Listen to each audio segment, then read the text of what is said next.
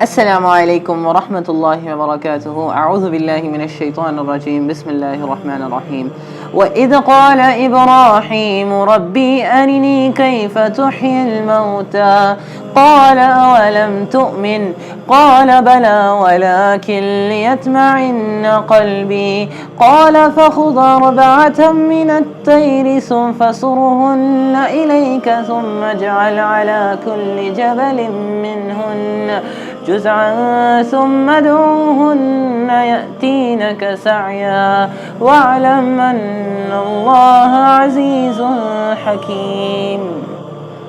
اور جب ابراہیم علیہ السلام نے عرض کیا کہ اے رب مجھے دکھا دے تو کس طرح مردہ کو زندہ کرے گا، اللہ تعالیٰ نے فرمایا کیا تمہیں یقین نہیں؟ آپ نے عرض کیا کہ یقین کیوں نہیں، لیکن میں یہ چاہتا ہوں کہ میرے دل کو مزید اطمینان آ جائے. یہ ہمیں سورہ بقرہ آیت 260 میں پتہ چلتا ہے. حضرت ابراہیم علیہ السلام مردوں کو زندہ کرنے کی کیفیت سے مشاہدہ کرنا چاہتے تھے. حضرت ابراہیم علیہ السلام کو مردے کو زندہ ہوتے ہوئے دکھایا گیا. فرمایا کہ 4 پرندے لا کر اپنے ساتھ بلاؤ، پھر ان کا ایک ایک ٹکڑا سمیٹ کر ہر پہاڑ پر رکھ دے آؤ، پھر انہیں بلاؤ، وہ آپ کے پاس آ جائیں گے، زندہ ہو کر آ جائیں گے، دوڑ چلے آئیں گے، اور جان لو کہ بے شک اللہ تعالیٰ زبردست حکمت والے ہیں. یہ ہمیں سورہ بقرہ آیت 260 میں پتہ چلتا ہے. حضرت ابراہیم علیہ السلام نے 4 پرندے یعنی مور، کبوتر، کوا اور مرغی اپنے ساتھ پہلے ذبح کیا، پھر اللہ تعالیٰ کے حکم کے مطابق ان کے ٹکڑے کیے اور ان کا گوشت اور ہڈیاں وغیرہ کو ملا جلا کر 4 پہاڑوں پر ان کو رکھ دیا. پھر آپ نے انہیں پکارا، اے جدا جدا ہڈیوں، اے مختلف گوشت کے ٹکڑوں، اے کاٹی ہوئے رگوں، ایک دوسرے سے مل جاؤ تاکہ اللہ تعالیٰ تمہاری روحوں کو تم میں لوٹا دے. یہ سن کر ہڈیاں اپنی ایک دوسرے ہڈیوں کی طرف چلی، یعنی ہر پرندے کی اپنی اپنی ہڈیاں ایک دوسرے سے مل گئی، پر ایک دوسروں سے جا ملے. گوشت کے ٹکڑے دوسرے گوشت کے ٹکڑوں سے ملنے لگے، یہاں تک کہ خون سے مل گیا. اس طرح آپ دیکھتے رہ گئے کہ آپ کے سامنے مردوں کو زندہ کر کے آپ کو عین الیقین کا مرتبہ عطا کر دیا گیا. پھر اللہ تعالیٰ نے آپ کی طرف سے وحی فرمائی، اے ابراہیم علیہ السلام، تم نے مجھ سے سوال کیا تھا کہ تو مردہ کو کیسے زندہ کرتا ہے. بے شک میں نے زمین کو پیدا کیا ہے، اس میں 4 قسم کی ہوائیں قائم کی. پہلی ہوا یہ کہ شمالی ہوا قائم کی، اتر کی ہوا قائم کی، دکشنی ہوا قائم کی، باد سابق کا ہوا قائم کی اور باد دبور قائم کی، یہاں تک کہ جب قیامت کا دن ہوگا تمام مردے سور پھونکنے پر جمع ہو جائیں گے، جیسے ان 4 پرندوں کو تمہارے سامنے پہاڑوں سے جمع کر دیا گیا ہے. میرے سامنے تمام کا پیدا کرنا اور پھر موت کے بعد زندہ کرنا ایسے ہی ہے جس طرح کسی ایک شخص کو پیدا کرنا یا زندہ کرنا ہے. حضرت ابراہیم علیہ السلام کا ہجرت کرنا ہمیں قرآن میں پتہ چلتا ہے، وَقَالَ إِنِّي ذَاهِبٌ إِلَىٰ رَبِّي سَيَهْدِينِ، اور انہوں نے کہا میں اپنے رب کی طرف جانے والا ہوں تو وہی مجھے راستہ بتانے والا ہے. یہ ہمیں سورہ صافات آیت 99 میں پتہ چلتا ہے، یعنی جہاں میرا رب نے حکم دیا ہے میں وہیں جاؤں گا کہ میں وہاں اپنی عبادت کو بہتر طریقے سے ادا کر سکوں گا.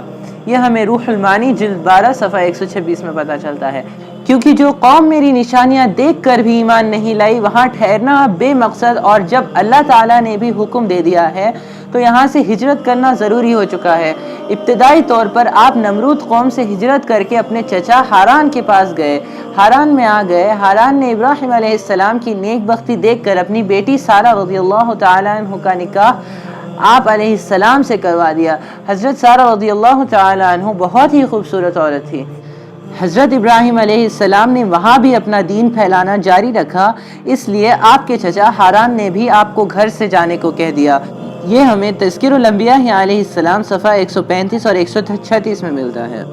ہجرت کرنے والا قافلہ جب ہاران سے چلا تھا صرف 3 آدمیوں پر مشتمل تھا، حضرت ابراہیم علیہ السلام، سارہ رضی اللہ تعالی عنہ اور حضرت لوط علیہ السلام، جس کے بارے میں ہم انشاءاللہ آگے ذکر کریں گے.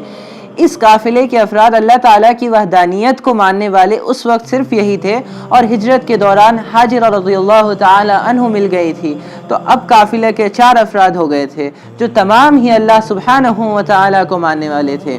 مصر سے جب یہ 4 افراد روانہ ہو کر فلسطین پہنچے تو وہاں کے لوگوں نے ان کی قدر و عزت کو سمجھا اور ان کے آنے کو باعث برکت سمجھا اور بہت سی زمین آپ کی خدمت میں بطور نظر پیش کر دی۔ اس زمین میں کھیتی باڑی سے اللہ تعالیٰ نے بہت برکت عطا فرمائی، آپ کے پاس اناج اور جانور کافی مقدار میں ہو گئے، آپ نے مسافروں اور غریبوں کو رہنے اور کھانے کی سہولیت عطا کی، اس طرح مہمان نوازی میں آپ کو ایک منفرد مقام حاصل ہو گیا۔ ایک دن حضرت سارہ رضی اللہ تعالی عنہ نے عرض کیا کہ ہمارے پاس اللہ کے فضل و کرم سے ضروریات دنیا میں یعنی کھانے پینے کی اشیاء چیزیں اور رہنے کی مکانات کی کوئی کمی نہیں ہے، البتہ اولاد کی کمی ہے، اس لیے آپ حاجرہ رضی اللہ تعالی عنہ سے نکاح کر لیں، ہو سکتا ہے کہ اللہ تعالی ہمیں اولاد سے نواز دے، یعنی حاجرہ رضی اللہ تعالی عنہ کا بچہ ہمارے لیے تسکین و راحت کا سبب بن جائے۔ اس طرح حضرت سارہ رضی اللہ تعالی عنہ کے کہنے پر حضرت ابراہیم علیہ السلام کا حضرت حاجرہ رضی اللہ تعالی عنہ سے نکاح ہو گیا۔